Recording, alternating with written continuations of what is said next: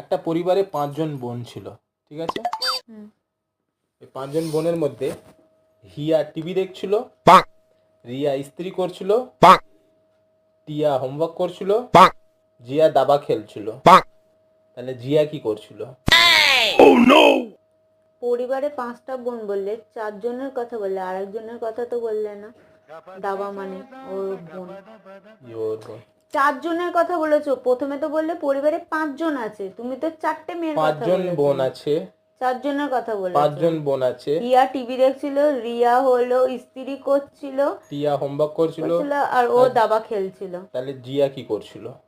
ये भगवान क्या जुल्म है। ওই ওর সাথেই দাবা খেলছিল, একা তো দাবা খেলা যায় না।